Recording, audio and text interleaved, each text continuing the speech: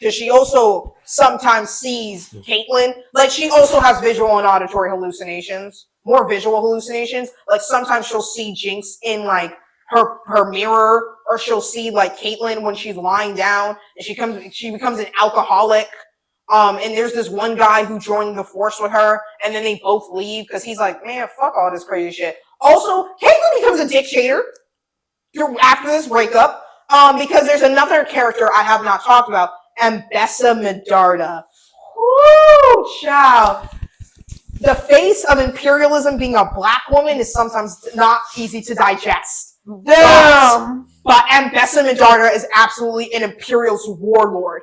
And to cover her own ass, because there's like another aspect of her character and her daughter's character, Mel Medarda, that I will say the show failed to properly explore, which is something they're now going to explore possibly in another show called, maybe called Welcome to Noxus, that is another form of Arcane, and they released like the music video trailer for this series, or for this season of like, of League of Legends, and Noxus is this war, it's like Sparta. Noxus is Sparta, essentially. Very much war, like, strength, vision, guile, sacrifice. Like, and Ambessa Medarda, shut y'all asses up. That 6'7" black woman. Bye. The voices. Akira! Leave me alone! This bitch is built like an ox. Oh, she's sexy. I'm so sorry. No, I'm so sorry. I'm so sorry. Akira! But also, Ambessa Medarda is like I wouldn't say she's a capitalist, but she is an imperialist warlord who's come to take over Piltover for Noxus. Is she kind of like a Kuvira? Yes.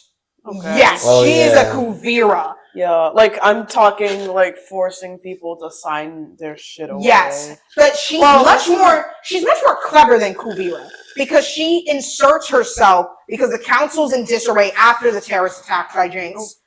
The council is in disarray. One council member actually ends up disabled by this event.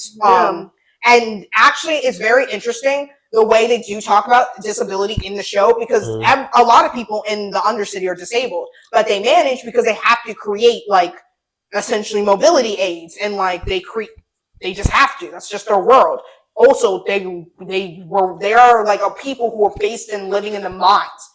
Injuries happen all the time. They just had to work with what they had, because Piltover ain't sending no aid. Ain't no hospitals actually in the Undercity. Like, we never see anyone go to a hospital in the Undercity. The hospitals are in Piltover.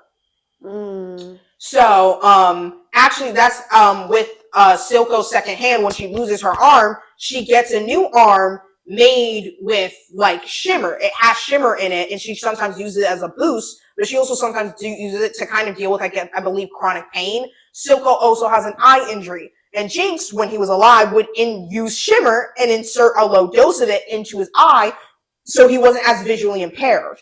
So shimmer, and again, that rudimentary understanding of drugs, yes, shimmer, oh, big, bad, crack, also has medicinal purposes for a group of people who do not have proper equitable access to healthcare, and could be used for medicinal purposes, but that's different. Where was I? Right, so Ambessa Medarda inserts herself as a plant and whispers into Caitlyn's ear, and she's like, the city needs reforming. The city needs help. Who better to lead than the councilwoman's daughter? You need to impose martial law and take all of my advice. I will be your advisor. Why does this sound really, really familiar? It's so funny how evil people get things done when they like forget all about like morality. Like, it's so funny. It's just also like, I'm sorry, I'm also just thinking about it like right now, like as it applies in the state, in the country. Promote every season of League of Legends. They're like, we have created so much of this stuff. People have begged us for movies, for shows. We don't need you. Yeah. So if it does make you feel better, and I will say that is the issue of Arcane, because visually speaking, season 2 is stunning. You're good. Season 2 is stunning. The music is stunning. The characters. but the political, the like genuinely in-depth political turmoil that is going on between the Undercity and Piltover, which is even what leads to essentially Jinx's terrorist attacks and completely destroys and reshapes the narrative itself, is completely thrown away for world building, for magic, because Netflix does see this as an opportunity to capitalize off of like this rich world that does have its like an actual rich history and rich politics. Yeah, I think it's just like we just have to be weary of like everything we consume nowadays. Like even something that looks outwardly revolutionary, it's like these people are like I don't know. It's like got me spoil thinking. season 2 for you, because in season 2, when season 2, and this is something that does actually piss me off. Season 1, phenomenal. Season 2, too many cooks in the kitchen.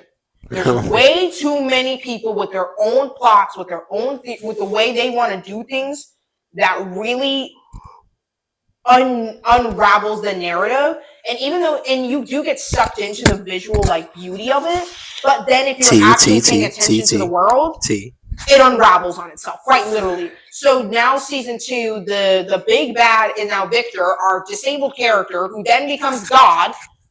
I don't have enough time to get to that. So he becomes God now, and he's like, if I take over the world, because humans ain't shit, everyone will be good. He's on Remick shit. He's on Remick shit, y'all. Yeah. Which actually sucks, because Victor, before they decide to, because they have to get to the Machine Herald arc where Victor's all about destroying humanity and robots should replace humans and we should all just have AIs in our brains. Because that's actually Victor's character in like League of Legends, but they decided to make him, they had like character evolution for him. So what they do instead is Victor gains like magical powers after being binded with the Arcane and using technology, and he starts this commune. I'm going to be very specific. I don't mean community. I do mean commune. Oh no. This sounds like the anarchist communes that white people started in the early 20th century. Yeah. And it is a little creepy. It is a little unnerving because, again, hive mind. But Victor is genuinely actually trying to do right by the Undercity and by its people, and like tells people to just come to him and he'll heal them. He doesn't care what they've done. He all he asks is no violence in the commune. So no weapons, no violence. Again. Interesting. So again, but also and this is where Vander comes back into play. We find out that Vander did survive, kind of, but he's been secretly being experimented on, and so a lot of his mind and essentially his soul is fractured. Holy. Because he's been turned into this killing machine now. So there's like a lot of himself that he doesn't remember, but he does kind of remember his daughters. So they bring him to Vander, to Victor, because Victor is now God, apparently. Victor is on his Jesus shit. And Victor is told by like the magic in him that if he keeps using his magic to try and heal Vander, he'll lose all his power. And Victor's like, I don't care. This man is in turmoil. He's in pain. Yeah. He deserves to be healed. And actually, it's an interesting conversation between him and his old mentor, the one who created Vander into this killing machine, now known as Warwick, is like, he's like, I told you the experiment must survive no matter what. Like, why are you trying to preserve this man? Who cares? Yeah. He's nothing but a beast now. He's just a dog waiting for a new master. You're not doing anything. You're just like, the mercy would actually be to kill him and use his powers for yourself. Yeah. Yeah, and Victor's just like, no, what a cruel thing to do. Yeah. No, I don't care. Like, Victor, in a weird way, by essentially experiencing death and kind of coming back in this sort of demigodhood, is kind of like actually completely fine with his death, because he's like, in the end, we all die, but if I at least stop someone suffering, I'm okay with that. And then his greedy ass boyfriend, who couldn't handle his death in the first place and didn't respect his do not resuscitate wishes, he comes back and kills him. And then Victor's on bullshit timing, being like, oh, damn. I understand. Love is a curse upon all of humanity, and I need to make us not human, so no one needs to experience this, because the gays can't be happy. And with that, I'm sorry. No, this is a perfect place to end. The gays cannot be happy. One day. So they either end up a few centuries from now. So they either end up becoming God and then deciding fuck it all, kill all humanity. You got dictator. You got dictator. Or you end up like an alcoholic pro wrestler. That's us. That's low key the entire. That's not. Maybe let's go with dictator because I don't know. It's not giving alcoholic. Maybe dictator. Like, it's not giving alcoholic. I'll go with God. I don't alcoholic beers. I know. Unfortunately. Yeah, no. So let's go dictator. Those are the three options for queer and Arcane.